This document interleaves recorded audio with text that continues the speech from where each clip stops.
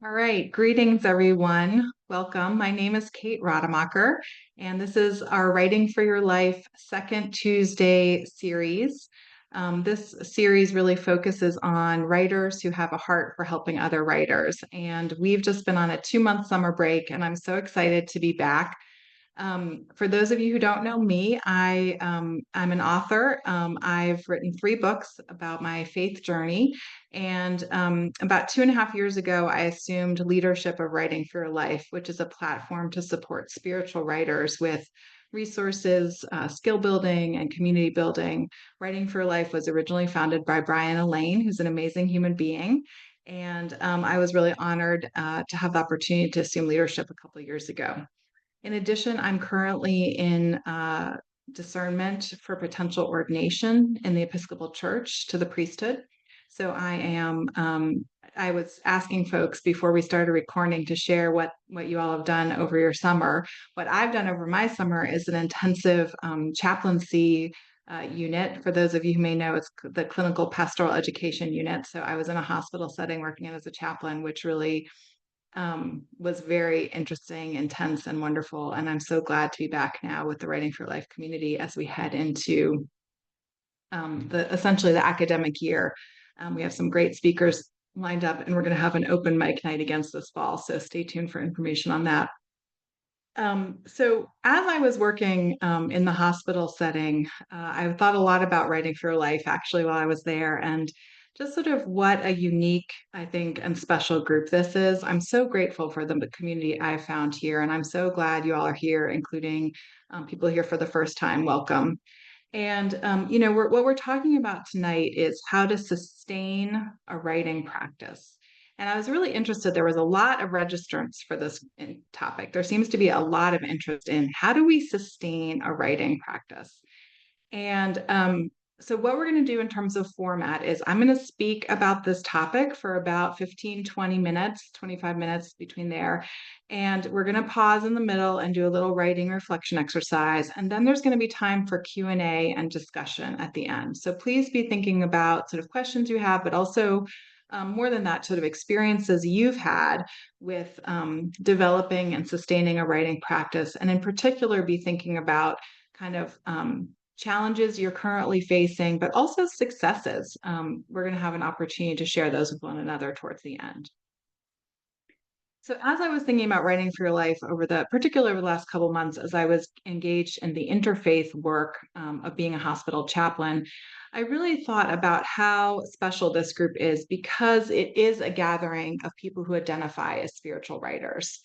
And when we say spiritual writers, I think I've gotten questions before in the past, like how do you define as spiritual? And of course, everybody defines it differently, but we include a Writing for Your Life, those who are involved with theistic traditions and orientations, but also non-theistic orientations and traditions, and those people who identify as spiritual who may not be currently part of a formal tradition.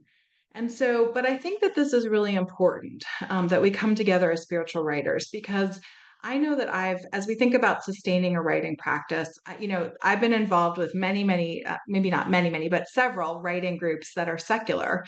And, you know, it's really different, right? I think as we think about sustaining a writing practice, if you come from a secular perspective, what happens is you want to jump right into the nuts and bolts. What's the habits going to be? What are we going to do about it? What are we going to do first? What are we going to do next? And as spiritual writers, I think what really is important, I know to many of us, having worked with many of you in the past and been at events together, is the meaning that we make out of our writing lives, as well as the meaning that we make through and with our writing.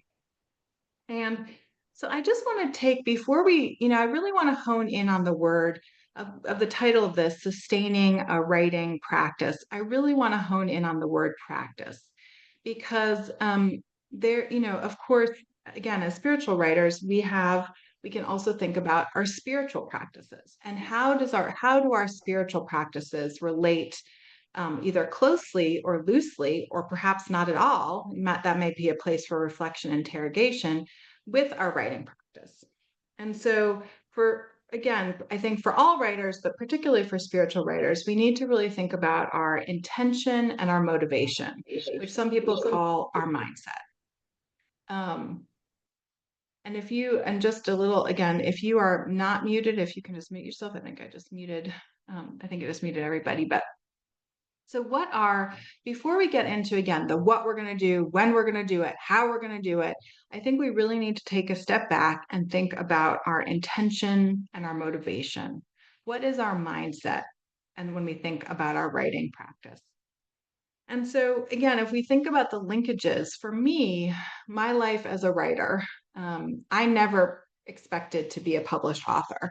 And for me, what I have found, what has been a huge gift, just an unexpected and amazing gift, is that my writing life has been one of the most meaningful and impactful ways to connect with the divine.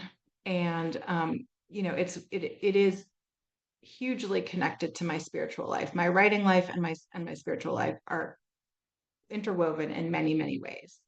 And so that's part of what I want us to reflect on as we think about sustaining a writing practice, is to think about what are the elements of a spiritual practice that can inform our writing life.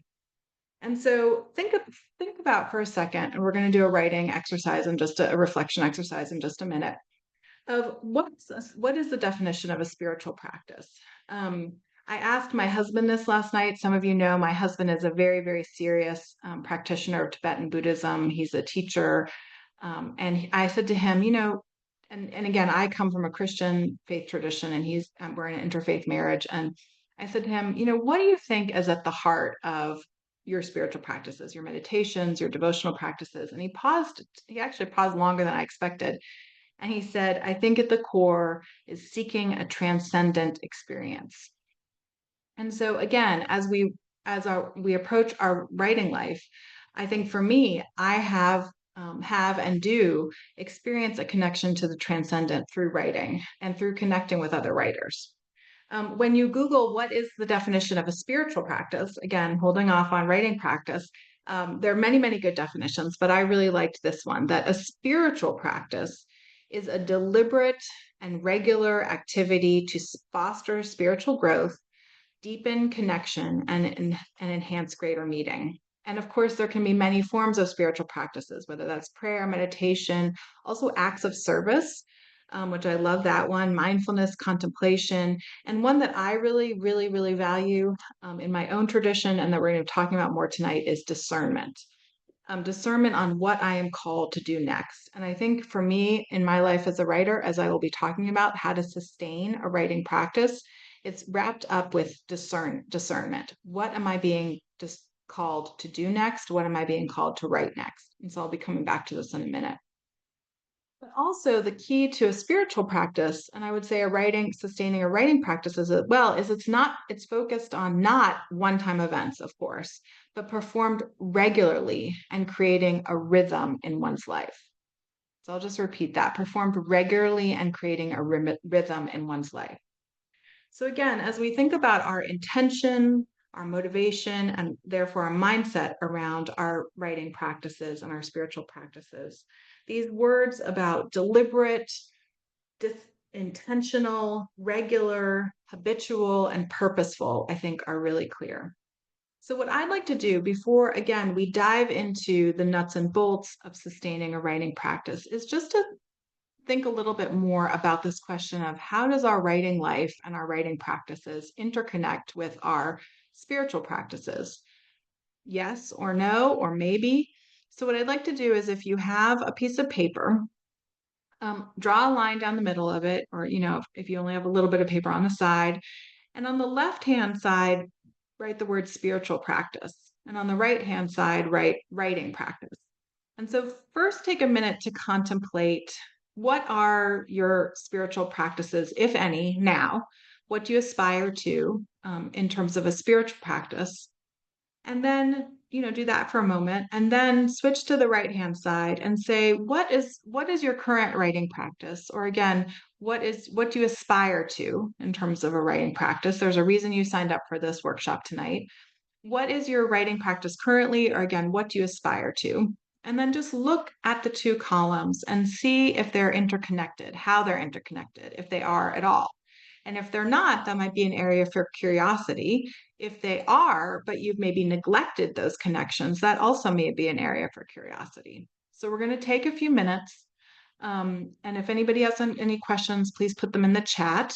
So again, on the left-hand side of your paper, list your current or aspirational spiritual practices, and on the right, your current or aspirational writing practices, and then just reflect for a moment on whether there are interconnections.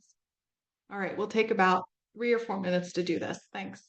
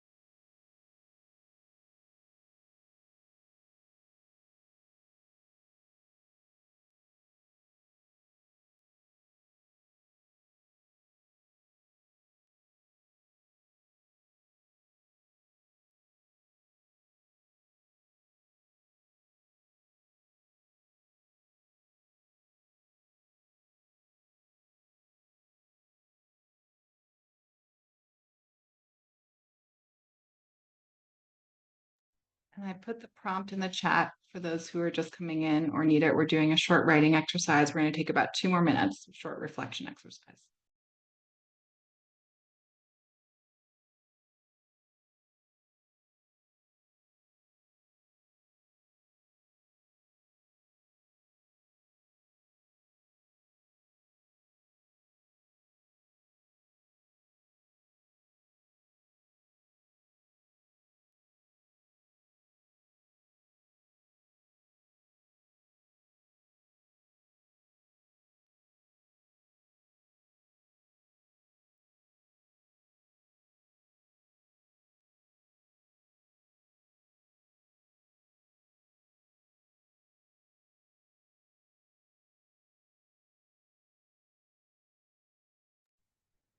All right, great. So we're going to have time to discuss this in the second half of this gathering, but I'm just going to continue with a few remarks. So you can finish that up. But again, just be bringing some mindfulness to the question of how currently do your spiritual practices connect with your writing practices, either in their current phase or sort of aspirationally. So one thing again, as we think about sustaining a writing practice, now let's go a little bit more into the nuts and bolts. One thing I want to say is that, of course, everyone's practice is going to look different. Again, if we think about those words of deliberate, regular, intentional, habitual, and purposeful, everybody's writing practices are going to be different. Now, the classic one is, of course, write a little bit every day, right? So that's one of the most classic sort of advice you get as a writer. And some people really swear by that, and some people disagree. But what I want to acknowledge is that our job as writers has really changed over the past, I'd say, 10 or 15, 20 years. Some of you know that Barbara Brown Taylor has been a great friend of Writing for Life. She's spoken at a lot of our events, and she's said multiple times that when she started, for those of you who don't know Barbara Brown Taylor, she's a wonderful writer, faith-based writer, and multiple New York Times bestselling author. And when she talks about her writing journey, she says, when she was started out several decades ago, her job was to write good words and then throw them over the fence, and the marketing team would take care of the rest. But now, the reality, as for many of us who I see on the line who are writers, we know that the landscape has changed, and that publishers expect writers to be really responsible and do a lot of the work of building our own platform, which means connecting to current readers and potential readers. So, as we think about sustaining a writing practice, what I really want to honor and acknowledge is that in the season that you're in, your practice, the deliberate, purposeful, intentional, rhythmic practice that you commit to, may focus on more of this, on these other aspects of writing, including platform building, and that in fact can be also considered just as much a part of a spiritual writing practice as the writing itself.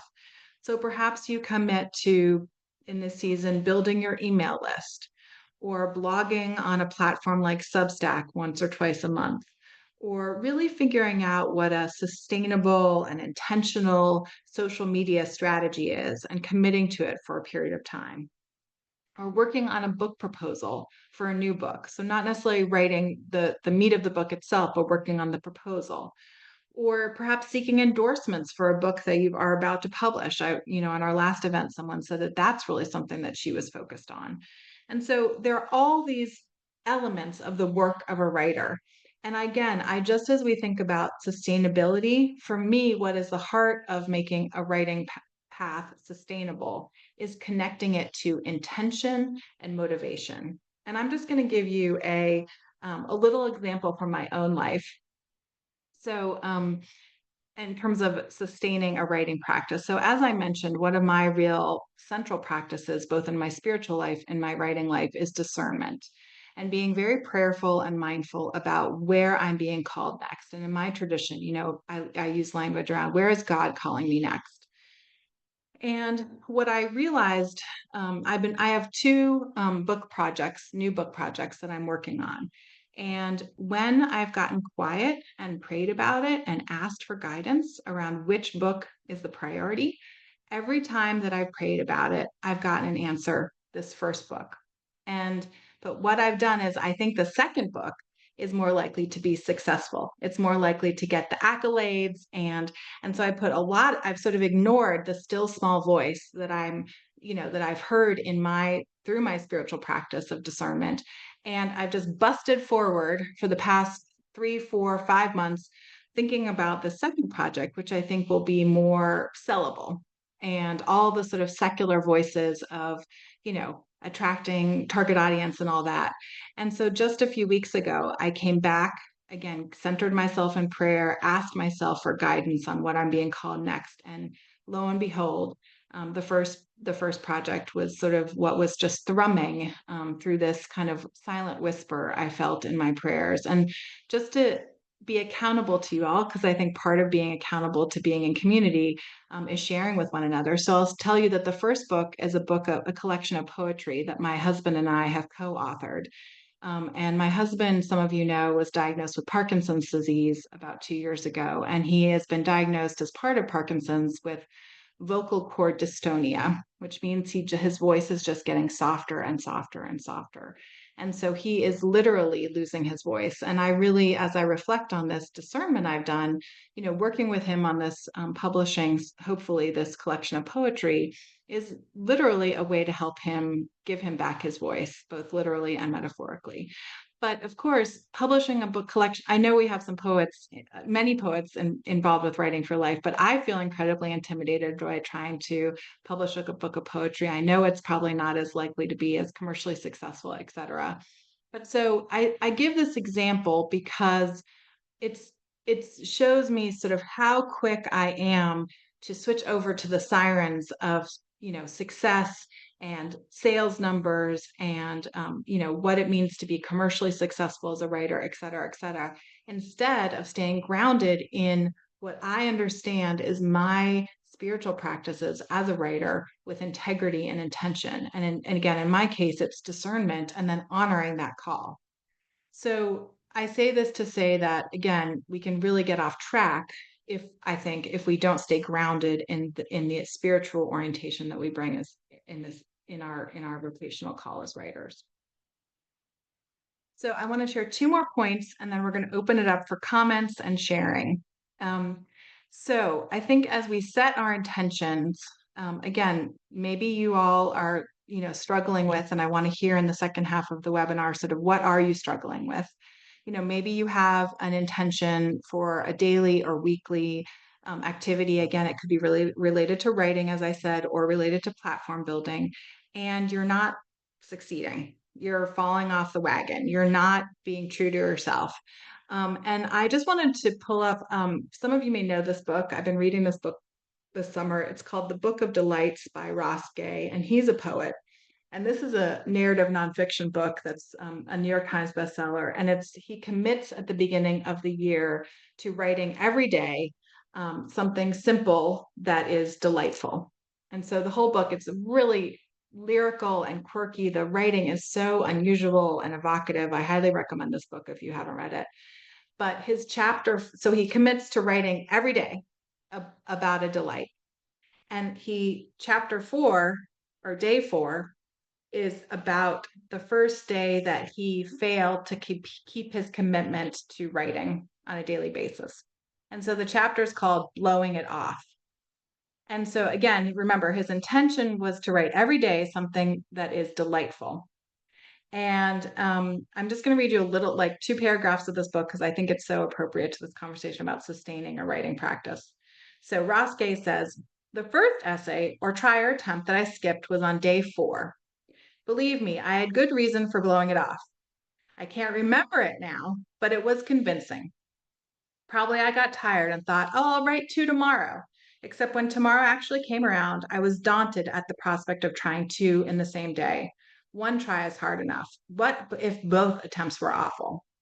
So I think we can all relate to Ross Gay here. And what he ends up doing is he decides to delight, because remember, his intention was to write about delight. He decides to delight in his attitude of blowing it off. So he set an intention, he blew it off, but instead, he said, instead of calling himself a lazy, worthless goat turd, which was his inclination, he decided to he said, let me call it blowing it off, let me turn it into a delight. So he turned blowing off his intention into the delight, which he then wrote about. And I wanted to say this last paragraph, I think, of this little short essay he wrote called "Blowing It Off" is so telling. He remembers his father who got sick with liver cancer. So just a short paragraph. About a week before my old man was diagnosed with liver cancer, I was hanging around the house when he was getting ready to head out to his job at Applebee's. I said, "Oh man, blow it off. Let's go watch Hellboy." He looked at me wistfully while tucking in his shirt and sliding his belt through the loops. You have no idea how bad I wish I could. That was the first time he'd said anything like that. I was 29, and so in honor and love of my father, I delight in blowing it off. So I'd say that not to, discourage you or be negative about the importance of sustaining a writing practice, but also to say that there can be some playfulness, there can be grace, there can be self-forgiveness, and there can even be delight in the ways that we blow off our spiritual practices sometimes. So I love that reminder from Ross Gay. And then my final point about sustaining a writing practice is the importance of writing in community. And I think that this is relevant for spiritual practices and spiritual traditions as much as it is for the writing life. I would argue that any spiritual practice and any writing practice really needs to happen in the context of community. And so part of being in community is showing up. So I just want to thank you all. I mean, you've done that tonight by showing up for this event. You've shown up for each other, for yourself. You've demonstrated a commitment to your own writing life by wanting to explore these topics of how to sustain a writing practice, particularly as a spiritual writer. And you're connecting others. If you're listening to this recording later, you're again showing up for yourself and committing to your writing life. And so I think, the main question that I want to sort of ask us is how can we support each other in community? And for those of you who joined our most recent event right before our summer break, the wonderful author and teacher Shemaya Gonzalez was with us, and she was talking about dealing with discouragement as a writer. And she really encouraged us to name and acknowledge sort of the little wins, the little successes, and also to acknowledge and talk about the challenges that we face as writers. And after we got off the last event with Writing for Life, Shamaya encouraged me to text her the next day 3 little baby successes. And it was such a life giving practice. And so, what I really encourage you all to do as you think about sustaining a writing practice is not only to think about, again, the intention and your motivation and how and why and if that connects to your broader spiritual practice, to also think about the nuts and bolts, right, of what are you going to commit to, whether that's writing on a regular basis or whether that's supporting your platform building. And again, making it part of an intentional, purposeful, and rhythm of your life that hopefully has connects you to the transcendent as well and to others, but also to really find ways to connect in community. And that can be as simple as reaching out to one of your writing friends and say, hey, can we text each other for the next couple weeks, little successes or little challenges? But I also want to just start that practice right now. And so, what I want to invite, we're going to do 2 things. You all are welcome to ask questions or make comments. But what I want to invite everyone to do is in the chat to share, little successes or challenges you're having, and I'm going to read some of them. But then also, if anybody wants to come offline and share a challenge or success they've been having, or also to share a reflection from the first activity we did about the ways that your spiritual practices and your writing practices interconnect or not. So I'm going to pause here and just open us up for discussion, for Q&A, and for sharing. Is there anybody, and again, let me just repeat. So what you can do is we've done this a lot in past Writing for Your Life. If you don't want to come off mute and talk, that's fine. What I encourage you to do is to put in the chat your thoughts and I can read them out loud. So again, you can share recent successes, recent challenges with sustaining a writing practice. And also if you have observations about the interconnection between sort of the spiritual life and the writing life. But I would really encourage, if you feel comfortable, to come off mute and share your thoughts with the group. Thanks so much. Okay. Does anybody want to share? Anne, I see your hand up. Why don't you go ahead and take yourself off mute? Thank you. Yes, I started writing again after I did The Artist's Way in September 2019. And I was really enthusiastic about the writing. But I got discouraged once I started trying to find a literary agent because I was having no luck with it. So every now and then I'll come to a session like this and I find it encourages me and I get going again. Last week I attended a 3-day conference for Black writers, and the first day was for Black artists, but the first day was focused on writing. And the exercises we did helped me to break through some barriers in work I've been doing, inspired by one of my Scottish ancestors. So you know what? There are always ways for breakthroughs. And even if you're not getting an agent right away, keep writing. Amen. Thank you for that, Anne. And I just want to say again, I really encourage you, if you are working towards getting a literary agent and you want to make that, you're sustaining your writing practice and you commit to even an hour or 2 per week of that work, that can be your practice, and it can be incredibly hard work, but is really really important work. So I really do encourage you to continue on, and well done.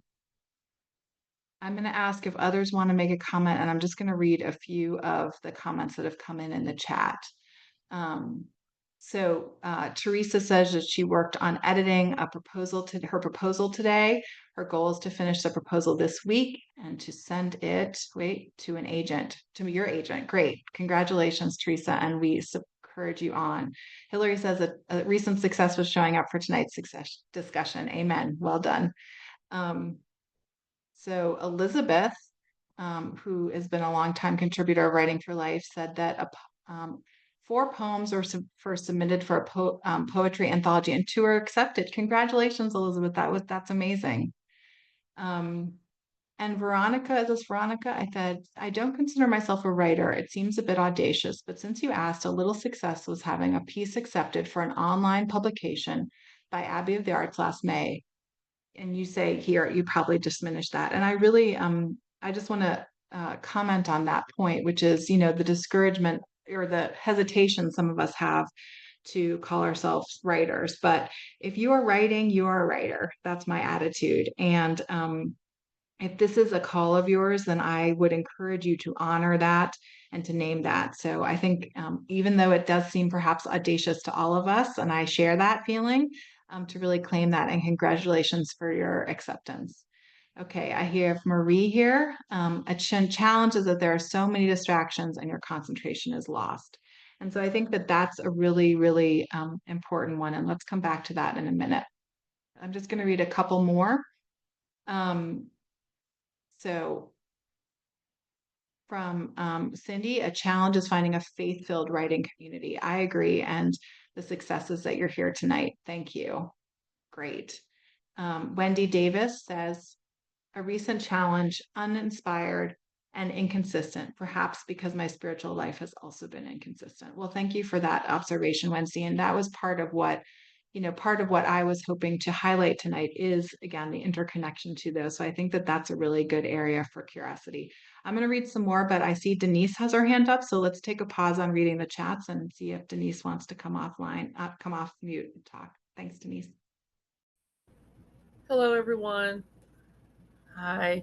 Um, I I came in right as you were right before you gave the instructions for the activity, and I was working on the spiritual column first, and then I did the writing column, and I wrote without really paying attention in both columns, teaching with my spiritual practice, and because I love um, and they intersect because I do a weekly text message um, inspiration to about 25 young adults who have passed through my life over the years. My husband and I used to be youth ministers at a church we used to attend, and we've stayed in contact with these young people. They're all in their early 30s now, and I text them once a week, words of encouragement.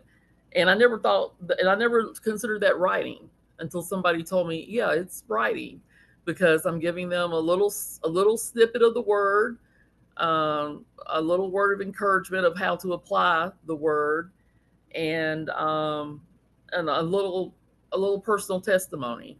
And that's actually helped me get through the last couple of months where I started to feel like I was an imposter, like maybe I really wasn't a writer, that maybe nobody would care about what I had to say. But I got really encouraged because sometimes they'll text back, or those that will say that, no, my daughters will be like, hey, tell your mom we forgot to text her back, or your mom is always on time, or but that really encourages me. And you encouraging us to put that down on paper really helped. And so, to anyone out there who's feeling like you are not a writer, and that no one wants to hear what you have to say, get that out your mind. That's the enemy trying to silence what God has put in your heart to say through pen and paper. And I have to constantly keep telling myself that. And my husband keeps telling me, would you hurry up and write something so I can quit working? So just write what God has put on your heart. Somebody wants to hear it. And don't be afraid. And thank you for that. Thank you for that opportunity. Here's mine right here. I did it. Beautiful. Well, thank you, Denise. And I think you I make a can't hear really you. good, can you hear me? Oh no, did I hit? I think I may have hit something. Oh no. Oh, I didn't hit that. Can you all hear me? Karen, can you hear me? Okay. Well, thank you for that, Denise. And I just want to say also tactically, your strategy of really recognizing the text message that you send out as writing is really excellent. And I want to really affirm for people that one thing that is happening a lot now, even blogging and blogging can be amazing, but people are even losing attention spans for blogs, right? So what has really been a trend in writing over the past couple of years is people writing meaningful content on like Facebook or LinkedIn that's 3 or 4 paragraphs. And you see writers like Annie Lamott doing this, where she's writing 3 or 4 paragraphs of meaningful content, and that can be a really important and meaningful writing practice. So I think, Denise, your example of sending out a text message, I would agree, that is writing, and it is a great practice. And I love your connection to teaching as well. So thank you so much for saying that. Let's do Karen. I see your hand up, and then is it Karen Thea? Can you, and maybe afterward, second? Okay, go ahead, Karen. Ooh, two Thank you, Denise. Karens. Ooh, but we're good Karens. So there you go. You can hear me okay? Can you hear me We can hear okay? you well, thank Oh, you. good. Yeah, we can Okay, hear you. good.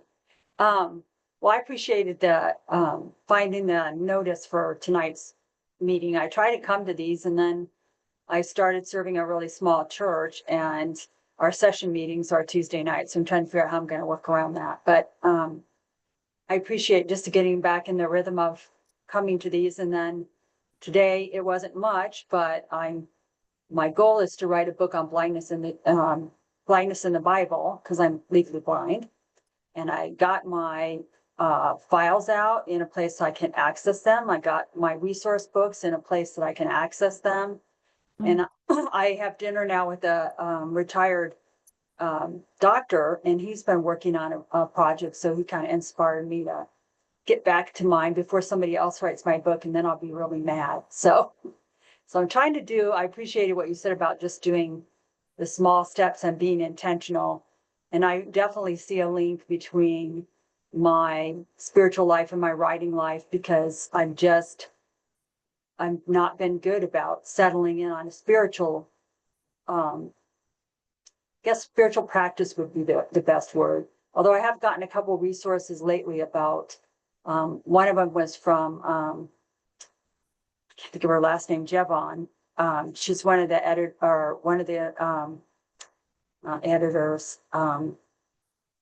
not coaches either, but that you guys have on Writing for Your Life a lot. And I can't think of her last name, but she wrote a book about just, and it did a course about being a spiritual writer and being intentional. So I'm working with some of her stuff too. So I'm trying to celebrate the small steps and realize that if I keep taking small steps, then eventually I'll get where I want to go. So thanks for doing our thing tonight. It's good to be with everybody. I really miss my writing group. I had a great writing group when I lived in Prague, Czech Republic, and I just haven't found a writing group like that. That I realized in the exercise how much I missed that accountability. That I knew we did it every month, and I knew I needed to have something. So I would always be writing new things. They'd be small things, but I need to really work harder about finding a writing group that I can, like you say, be accountable to and get the support from and give the support. So it's great being with you all. Thanks. So much, Karen, and I'm so excited about your project of exploring blindness in the Bible. So I really hope that I encourage you, and glad that you're taking steps to accountability. I agree with you about a writing group, and also I've really had success with just finding one person. Sometimes we don't have time for a full group experience, and just finding one other writer to be accountable with and to share drafts back and forth really helped me with my first 2 books. So just another possibility to consider. I think we lost Karen Thea, the other Karen Thea who was going to speak. I think she might have dropped off. Karen Thea, are you there? Okay, if you come back on, we would love to hear from you. And Karen, I don't know. there you are. Okay, gotcha. Okay, I thought I lost you. Please go ahead. Well, I just like to greet everyone in the name of Jesus, and I want to encourage all of you to continue doing what you're doing, because it's been a long time for me as well. And I would do in my quiet time journaling, and I learned to take some of those pieces that I was guided through the Holy Spirit and started submitting them to Upper Room, Our Daily Bread, and then they begin to um, accept some of them as devotions and pay me. And so I want to encourage you to utilize those resources. And then from nowhere, God blessed me with an agent with books and such. And I have a book coming out in March with InterVarsity Press. And in between there, my doing things like writing for your life and conferences, there were times of discouragement, but the more I found myself in prayer and writing and just listening to the voice of God uh, through nature and different experiences and putting it down to paper, and God began to show connection. People I thought would have put me in a place of an agent and different things. That's not what happened, because he wants the glory and it's according to his time. So I want to encourage you that your season is now. It is, if you don't feel like it's now, it is, and that is to write, write, write. And I believe that great things are coming. I'm believing for a suddenly work for you in Jesus' name. And so I just want to encourage you to hang in there. Thank you, Karen Thea, and congratulations on your forthcoming book. Can you tell us the title? It's called Press Pause, Finding God in an Overscheduled Life. So I teach women the foundation of self-care begins with time with the Lord, in prayer, in journaling, and worship, and then reflective journaling. So we give I give a assessment of what their status is, and just some extra little bonuses so that it's not like a typical self-improvement, but more of a practical lifestyle to develop. So I'm really excited about it. It's been a lot of hard work, and in fact, a lot of the different things that are in the book, I was able to pull some old journals out from under the bed. You know how we hide them, and we don't want people to read them. And I joined Word Weaver International, and they begin to polish some of those in groups. So if you're looking for a really good group, Word Weaver International, you could submit your material. Maybe 10 or 12 people review it. They critique you. And so I was getting it refined before I even was able to get it submitted. So for free, there you go. It was like having a free editor, but 5 or 6 or more of them.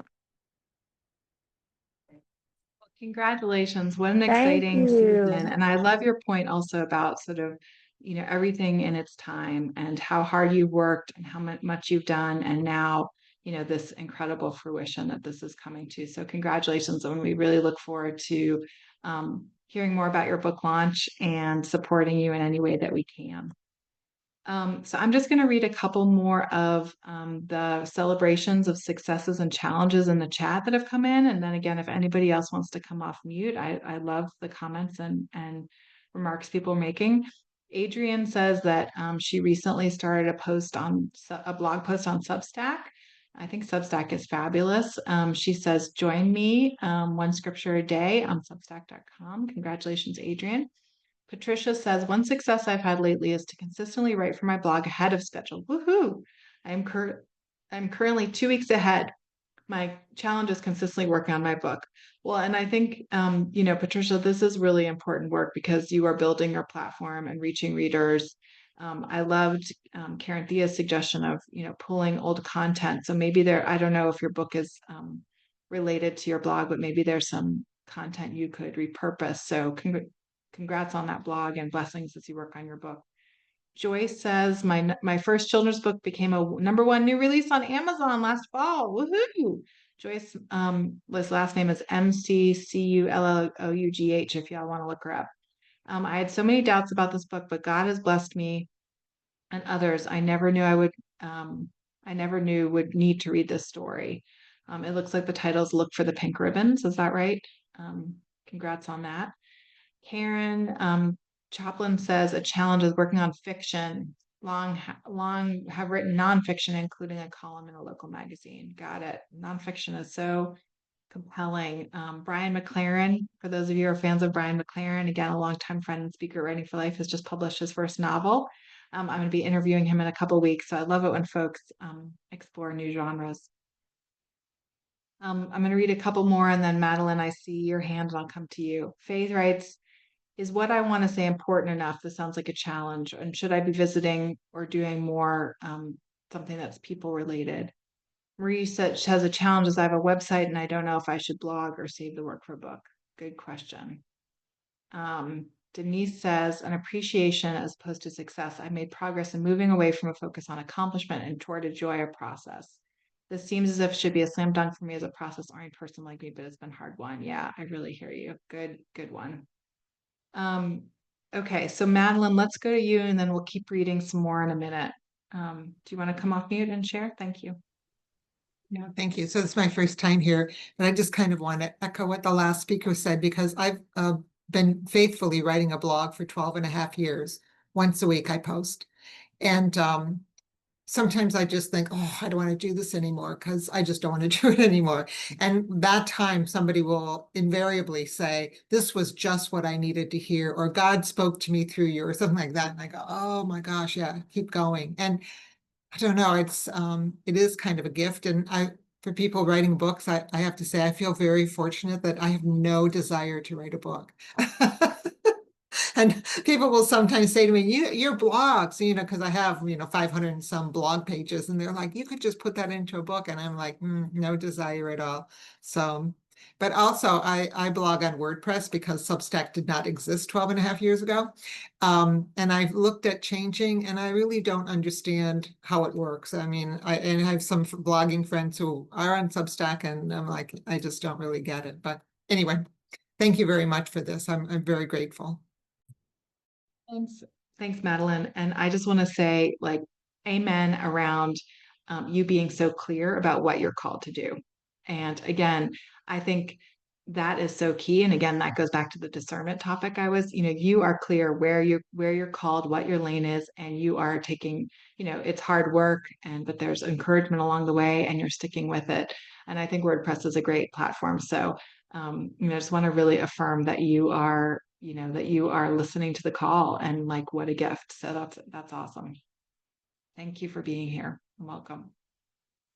All right, let's read a few more because I think these are encouraging and interesting for all of us.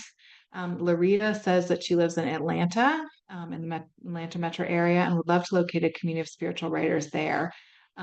And Larita, just FYI, our last in-person conference was in Atlanta for Writing for Life, and I'm hoping and thinking that we can go back for an in-person event in Atlanta at some point. So stay tuned. Larita also writes, a few years back, out of the blue, an acquisitions editor emailed me, and it resulted in a book. Woohoo! I'm thinking about giving talks. I'm sorry, Larita, do you want to come off mute because my mouse is having a little bit of a hard time getting your flow? If you want to tell us more. So I went out and I was giving a series of talks and retreats on Howard Thurman.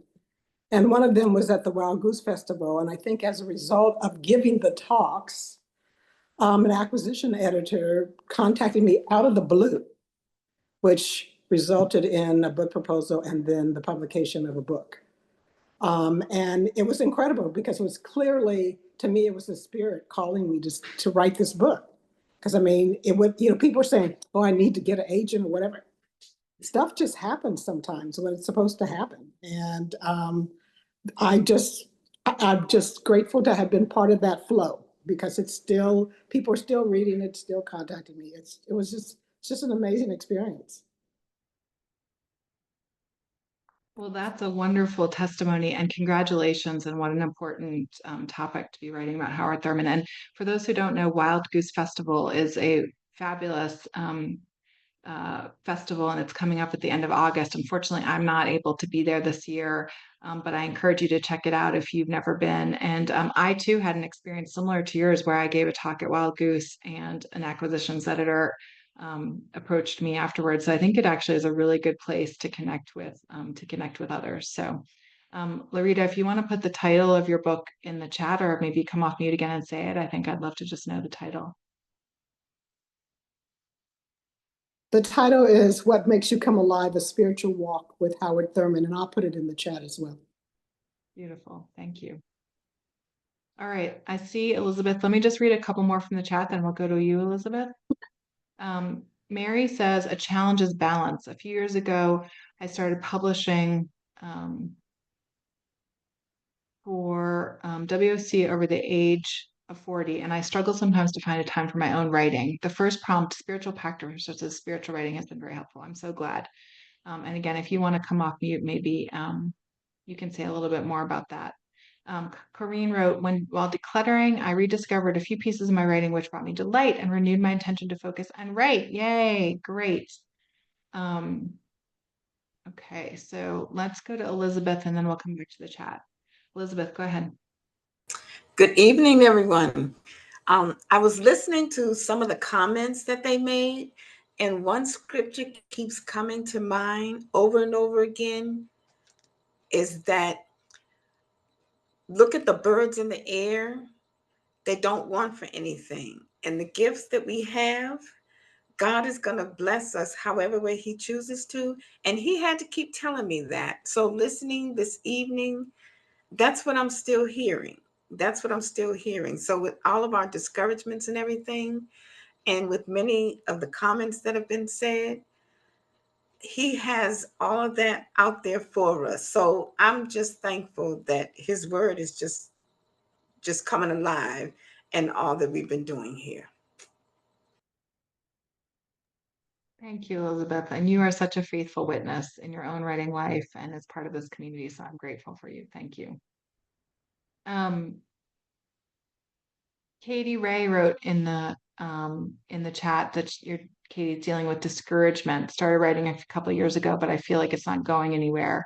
I love the writing and know I should just focus on that. And Katie, the last session we did is recorded on YouTube, on your YouTube channel. It's about dealing with discouragement. So you might want to check that out. And also, as I read your comment, one thing came to mind is maybe would be an idea to work with a writing coach.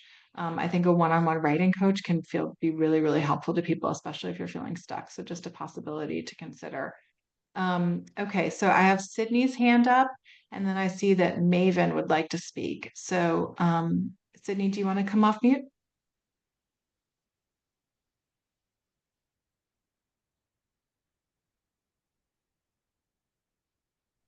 Can you hear me? Yeah, we can hear you. Is it Sydney Ann? Go ahead. Oh, you went back on mute. Try unmuting yourself one more time.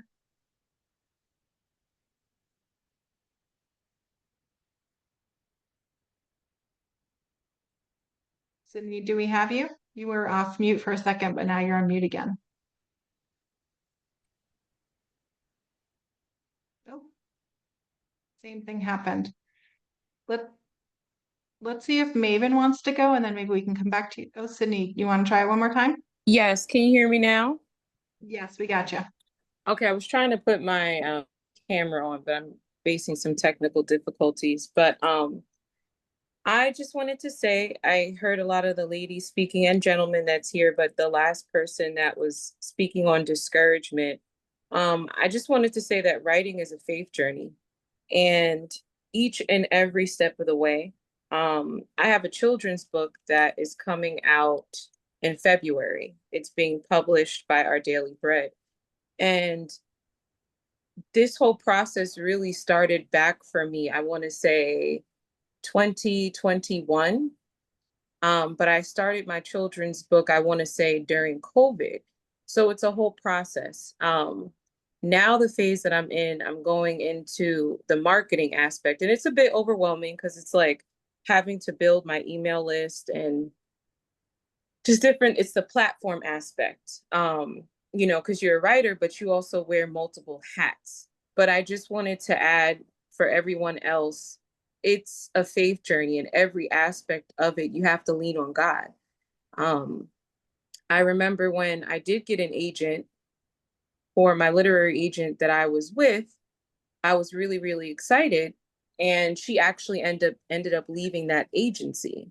So I was without an agent for this project that's now being published. When I prayed about it, God actually set me up with an agent that I wanted before. So it's like I got the person that I wanted to get, but it was like a delay and a detour. That's what it appeared on the surface. So I just want to say that writing is a faith journey in every aspect. You really have to lean on Him. Now I have new goals that I want to do, and it's a bit scary because it's like, am I capable of doing that? It's a little bit different, but again, it's just leaning on Him. And I just wanted to tell everyone for encouragement, whatever project you're working on, you just have to continue to ask Him, and our faith is going to be tested. So that's just what I wanted to say. Thank you so much. And I love that. I love just thinking about the writing journey, including the platform building as a faith, as you say, is the faith journey. And congratulations on your children's book, and how amazing and great news by your agent. So thank you for sharing. And I agree and feel encouraged by your comments. So thank you.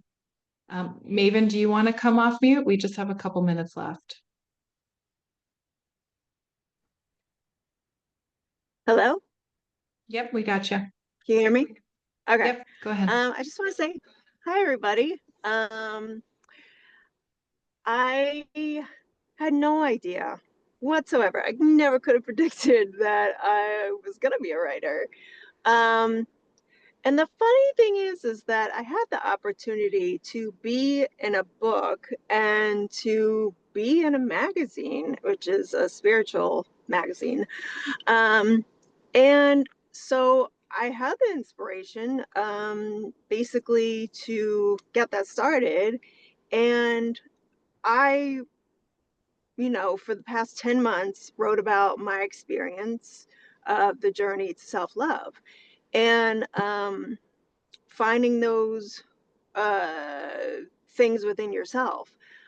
Because we all have answers inside, and God also gives us answers, and gives us blessings for what we're meant to do in life.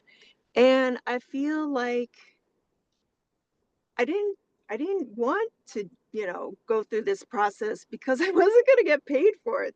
And then like all the rights was going to go to them. So my story wasn't going to be about me. And then, I was happy of myself that I got accepted. I was like, this is amazing. And I was really proud of myself because I then felt like I had a voice, which I felt like I didn't have before in my life. So if anything, I told myself it's okay if I don't get published. I'm going to create my own book. I'm going to tell my story. And I've been taking notes and research for months about this. And I just want to let everybody know that what's the most important thing to me is getting my message out to everybody so that I can inspire people and give them hope, and support with their struggles that they're having. Because honestly, I didn't have any when I went through my journey. And I had to learn all these things for myself to get through everything about healing my past wounds and my childhood trauma, and then like gaining the knowledge of self-love and the things to do in order to get those things and find those within myself. So I just want everybody to know that sometimes writing, yeah, it is about you, but it's also for the other people that you're going to inspire, and you have intention to help and get your word out there, because you don't know who needs that. And so I feel like if you are going through doubt or whatever the case, think about how maybe it's your life purpose. Maybe there's people out there that need to hear your story, that they can relate to it. And Thank you, I just want Maven. to say Maven, I'm sorry, I with you. just have to interject. Sorry, Yeah, that's Maven, fine. we're at time. So I just want Okay. to interject, but I really want to affirm and say thank you for your focus on your reader and those who you're going to help with your word. I think that that's so important and is such a great takeaway. So thank you for that. And I just we need to honor time, so we're going to close out. But Maven, thank you so much for your comments, Yeah. for everyone who shared. Really, really appreciate it. So I just want to end by, again, as we think about sustaining our writing practices, to just go back to the definition I gave earlier that's related to both spiritual practice and writing practice, which is a deliberate, regular activity to foster spiritual growth, deepen connection, and enhance greater meaning. And it's not a one-time event, but is performed regularly, creating a rhythm in one's life. And so I encourage you as we end, perhaps in your own time, is just to think about what is your intention and what is your motivation. And I love the motivations people have been sharing tonight. And what is your intention and motivation for the coming month, maybe even week, in terms of sustaining your own writing practice and connecting that with your spiritual life and your spiritual practices. So thank you all for being here. This meeting, Second Tuesdays, meets monthly. I know that was a question somebody had, so we'll be back again in early September. Blessings, everyone. Thank you for being here, and I wish you well as you continue to work on sustaining your own writing practice. Take care. Thank you. Thank you. Thank you. Thank you. Thank you very much. Thank you. Thanks, everyone.